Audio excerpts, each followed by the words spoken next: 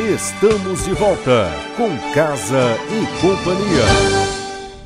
O programa Casa e Companhia entrevista a paisagista Ana Maria Lisboa. Tudo bem, Ana?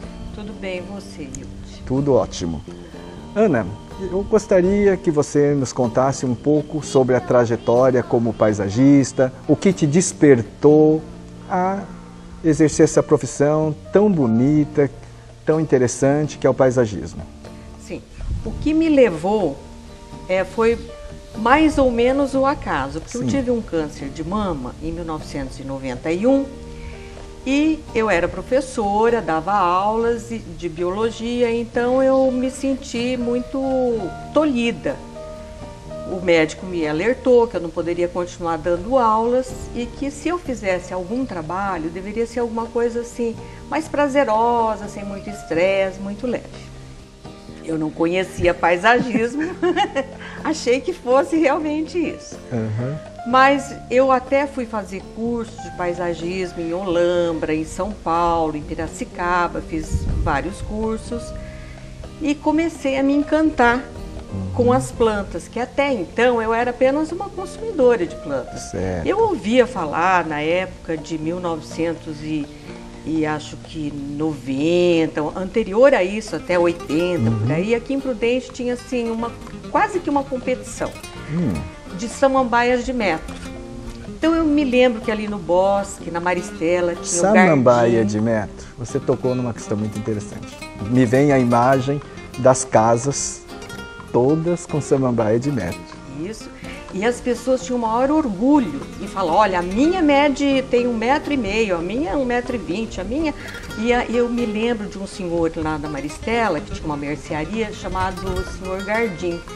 E as pessoas iam lá para apreciar as samambaias de metro dele. E o que aconteceu com a samambaia de metro? Pois é. Aí começaram a surgir outras plantas, né? Começou a ficar assim um pouco saturado de samambaias, porque a samambaia ela não tem uma flor, né? É só mesmo o verde. E as pessoas começaram a buscar mais colorido para os jardins. Então surgiram as plantas mais floridas para os jardins e a samambaia ficou um pouco esquecida. Né? Nós estamos falando de uma Prudente de 1990, 80. Anterior, 80, de 75, 80, 85. Quer dizer, essa geração mais nova que está assistindo o programa, poucos sabem o que é samambaia de metro. Isso, poucos sabem o que é samambaia de metro. O mussô, todos conhecem. Todos conhecem, porque ele é assim, de 90 para cá, mais Justamente. ou menos, né? Então, como nós estamos falando um pouco de saudosismo, né, eu gostaria se você pudesse falar um pouco sobre a constituição da tua empresa, quem eram os profissionais, como é que, voltando a essa questão do início da trajetória tua profissional. Sim.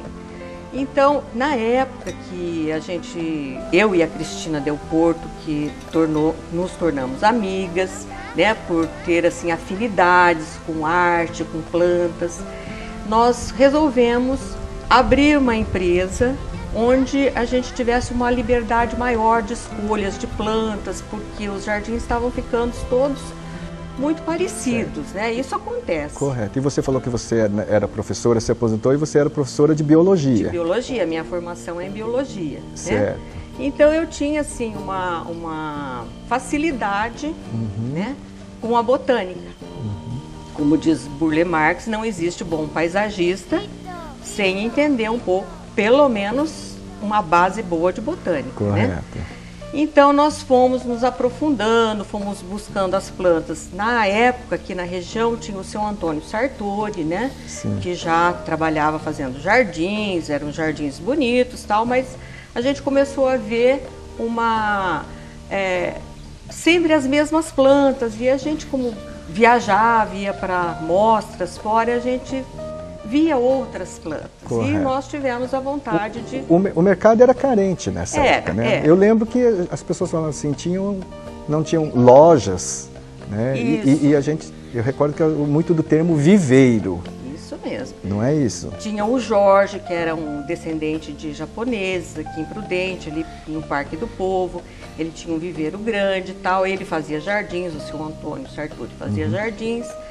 e a gente resolveu incursionar por aí. A Cristina já tinha mais afinidade com plantas e eu sempre tive uma afinidade assim com artes, com literatura. E aí a gente se uniu e resolvemos trazer algumas plantas diferentes do que a gente estava acostumado a ver aqui em Prudente. E elas vinham de onde? Dos viveiros assim de Olambra, da Ceasa de São Paulo, Ceasa de Campinas, alguns viveiros do Paraná.